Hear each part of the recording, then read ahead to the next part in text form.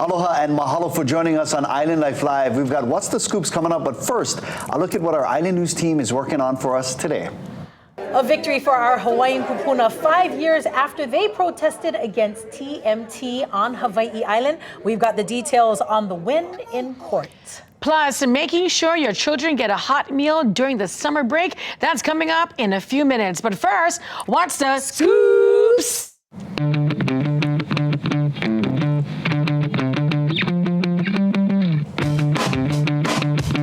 How's it? I'm Davey D, Lena Girl right here, Mele Apana over How's there. it? And you know, we've been to a million weddings, of course, in Hawaii. It is a time for jubilation, celebration. 3 of us have actually emceed a whole bunch of them. Yes. What is the weirdest thing you've seen at a wedding, Lena Girl? I can't think of anything just off the top of my head. Nothing that pops into my head. What about you, Mele? Oh, me? You guys don't know I do a lot of weddings, right? The one that pops to the top of my head right now is a wedding I did at the Monarch Room at the Royal Hawaiian Hotel. And the bride and groom, they love s'mores so much. They built a s'mores bar with a live fire outside, right outside the door at the Monarch Room. And the flame was too high. And so, yeah, we burnt the roof of the Monarch Room. Sister. Yeah. I would not have forgotten that. Oops. Yeah, that was a fun wedding though, but oops, yeah, we burned the hotel. But anyway. But I'm glad it's okay. The Royal Hawaiian is still standing. It's all good. Well, the internet is divided over a video of a groom nearly ruining his bride's dress, hair, and makeup at the reception. The guy's name is Cole Hennessy, and apparently guests told Hennessy not to spray champagne on his bride, Crystal Kim, but he never listened. So watch this. Oh. Don't do it. Don't do it. Oh. Oh. And then he drank, and then, well, what's your guys' thoughts on this? I'm sure you know what? I think it's a little bit heavy. I'm sorry, family. That's a little bit disrespectful. I can understand he's enjoying himself, but no, she's gonna have to take pictures like on Wet Dog in the rest of the. Wait, don't they have like the wedding gown and then the reception gown and then another gown afterwards, the dancing gown? How long it takes to put on makeup? You prep for a show, you know what I mean? Like how long it takes to do, look good. Just throw me out there like that. I'm just saying, I mean, and her hair, and just that probably took hours, and she paid big money for it, and then in one fell swoop, that's not nice.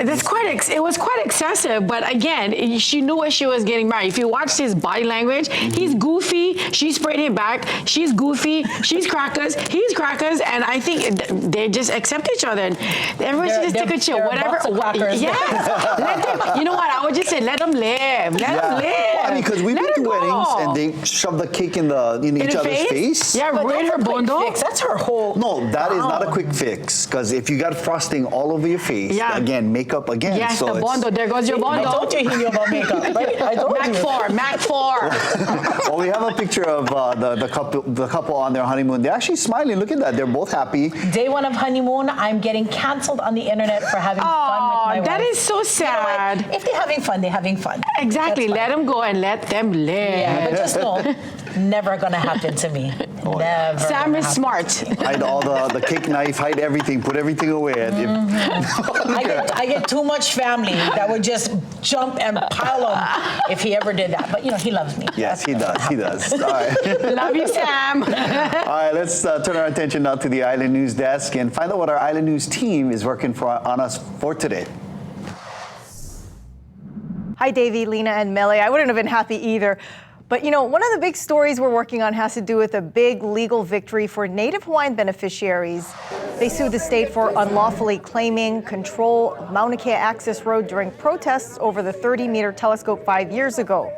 The state Supreme Court ruled the state, including the DOT, breached trust duties after declaring the road a state highway. The case will now return to the trial court to determine damages owed by the state. On Maui, a wildfire survivor claimed she was kicked out of her hotel room shelter. Ui Kahue was staying at Royal Lahaina Resort until last week. That's when she says the Red Cross texted her saying her stay is up and she would have to collect her belongings from the security end. She's unhappy about that. The agreement between FEMA and West Maui hotels to house fire survivors is set to expire on June 10th. And nurses at Queens Medical Center Punchbowl marched to the hospital in hopes of meeting with the CEO, Jill Hoggard-Green, in person today to negotiate. But Green said she was not available. The Hawaii Nurses Association requested to meet again on Monday morning.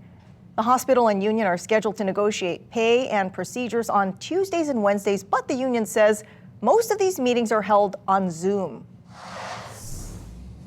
And now to the weather. Here's what it looks like right now over the Ala Moana area. Such a pretty sight to see. Island Weather Chief Meteorologist Pete Cajano joins us now. How's the weekend shaping up, Pete? Looking pretty good. We're going to have breezy conditions. We do have the potential for box jellyfish, so heads up especially on the south shore. And we will see our trade wind showers pick up a bit, mainly in the morning and night. So it's been pretty dry over the past few days. We'll see a little bit better chance of those passing trade wind showers as we head into the weekend. Let's go and take a look at what we have right now. We're starting to see some of that moisture on the radar. In fact, we've got some rain that likely will affect locations along the windward shore over the next hour or so. You can see that rain just offshore, and that's heading towards Kaava by 5:06. Hauula by 5:21. We'll see some light rain there. So trade showers picking up. More cloud cover, some high level clouds streaming over the state. Those are high cirrus clouds, not producing any rain, but kind of filtering the sunshine a bit. Big Island pretty quiet, but a few upslope showers there. We'll take you out into our evening planner, and by 7 p.m., temperatures down to around 77 degrees. By 9 p.m. we'll be down to 76 and a couple light trade showers possible overnight. Coming up, we'll talk the rest of your weekend forecast. We're also tracking a south swell. Melilina.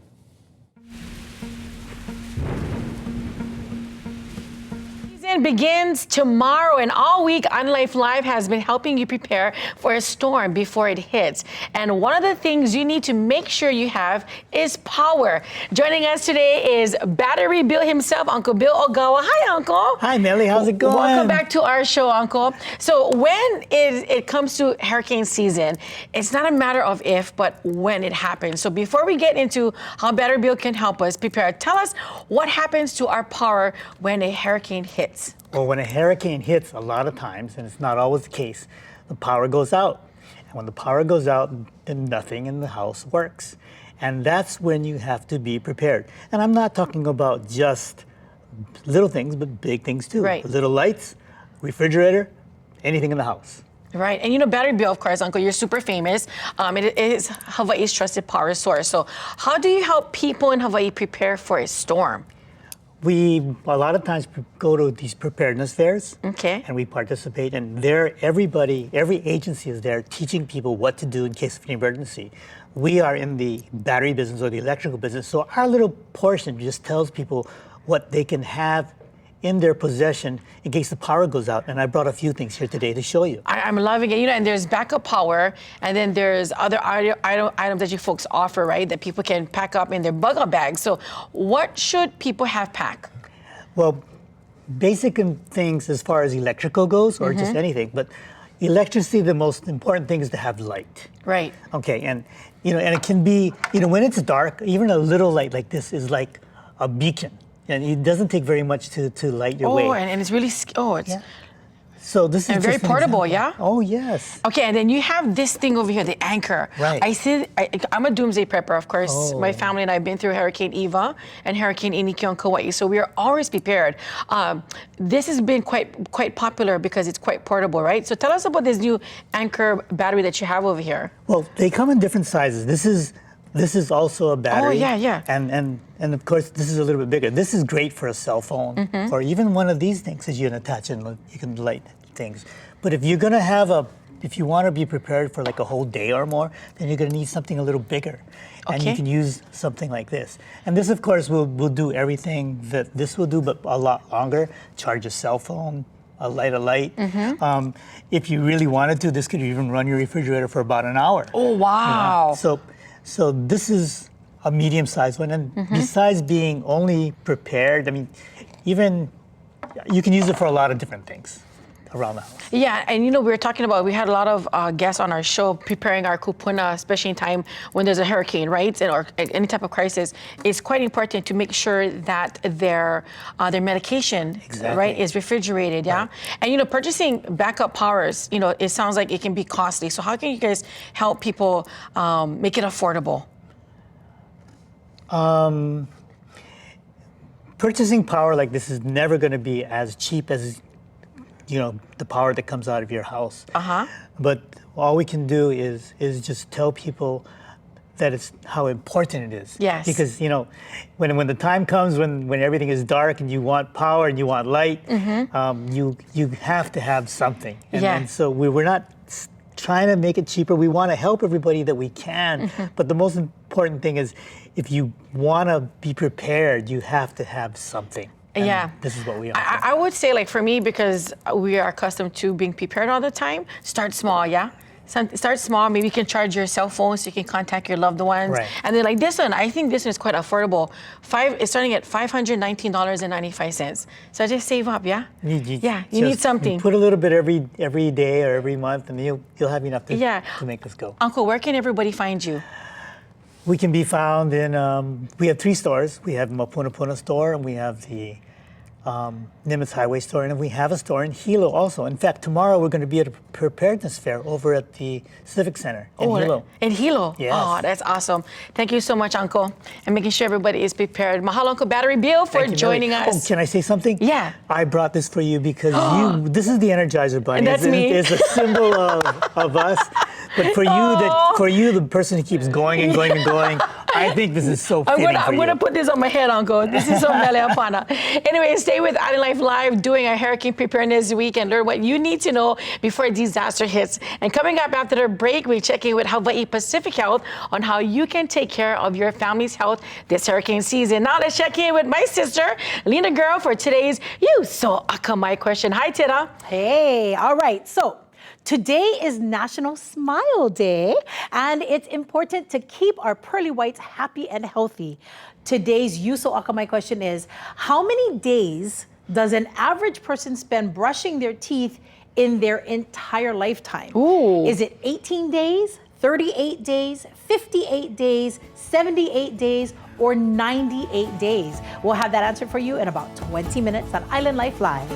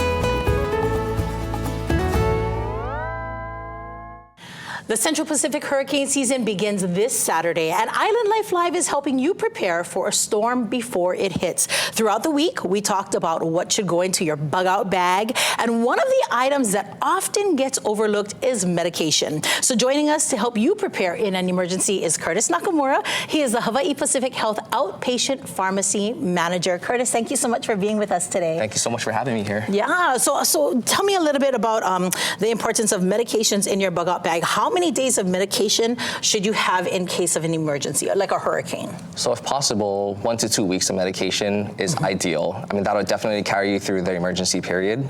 So 1 to 2 weeks. 1 to 2 weeks, but is that something that's easily obtained? I mean, I just know that normally when doctors give a prescription, it's usually just for the 30 days, and it might be the end of the 30 days when disaster hits. Right, so we hope the timing doesn't work out that way. So a lot of people have remaining pills from their prior fills, and when the hurricane warning is sounded, you want to just make sure to evaluate how many pills you have in each bottle. If you are running low, so say less than 2 weeks, good time to try and order refills if you have any existing. It also gives the pharmacy and yourself time to reach out to your doctor if more refills are needed. I love that. And of course, this is always good just to have a conversation with your doctor to see what you can get in advance, right? Definitely. Now, how important is it, like your emergency food and your emergency water, how important is it to rotate out that medication, and why should we be doing that? Oh, for sure. So if this is medication that's in your bug-out bag, typically most pills would be good for about a year. Check the expiration date on the bottle that it came with, and ideally have it in your original pharmacy supplied bottle, because it'll have an expiration date. It'll say what medication it is. Right. So swap those out at least every 6 months to be safe.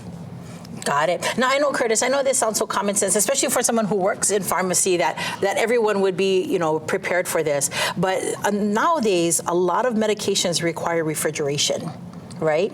And so what would you say to either the kupuna or the caregivers that are taking care of people that have those kinds of medications? So first off, just being aware that to remember that you do have refrigerated medications, right? A lot of them are once weekly. Mm-hmm. So storm coming, swipe off all the bottles on your counter, put it into your bag, but you might forget the one in the fridge. So having a checklist of some sort of what medications you're taking and which ones to take with you is important. And refrigerated medications, of course, you want to keep in the fridge. Mm-hmm.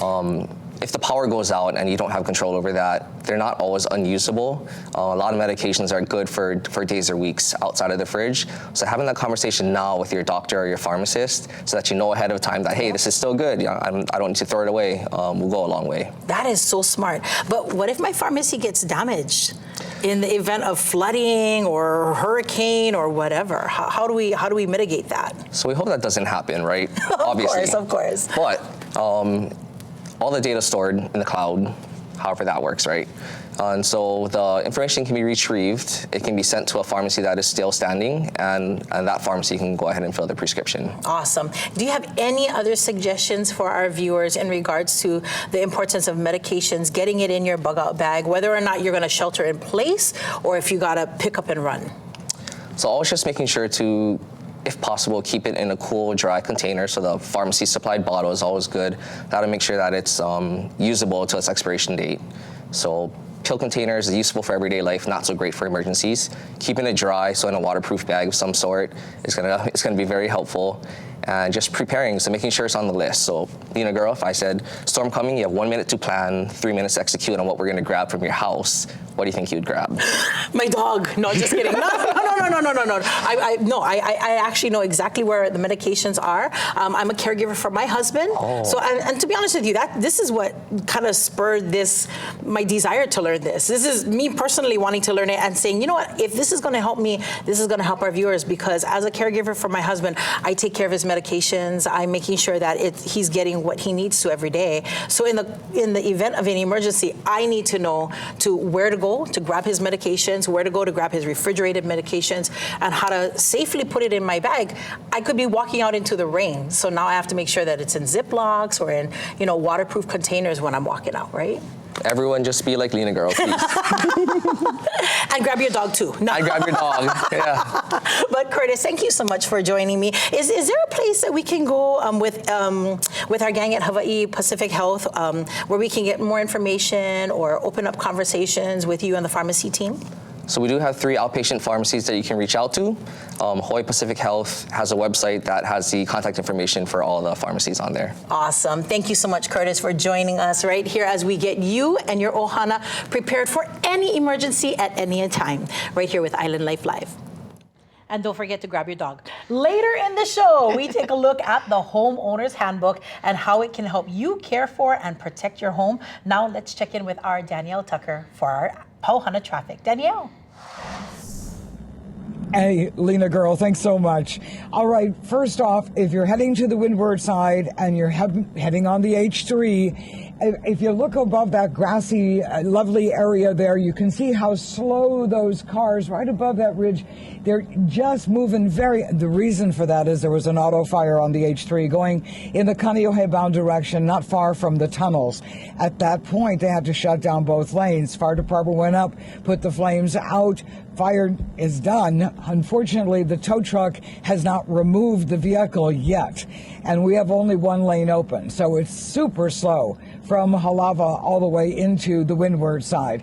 Another problem is going into the leeward coast. It's getting better, but the traffic is slow because they went late working on Farrington Highway between Manunununu and Maipalaoa. 2 lanes have been worked on. They're getting off the road now. From the City and County of Honolulu's Traffic Management Center, I'm Danielle Tucker. And now back to Lena Girl and Mele Apana. Thank you so much, Danielle. Today's Yuso Akamai question, it's National Smile Day. I like to smile. We I both love do. smiling. And it's important to keep our pearly whites happy and healthy. Today's Yuso Akamai question is, how many days does an average person spend brushing their teeth in their entire lifetime? Ooh, that's is it 18 days, 38 days, 58 days, 78 days, or 98 Ooh, that's days? a good question, Sissy. Ooh, and guess what? We'll have that answer for you coming up right after the break.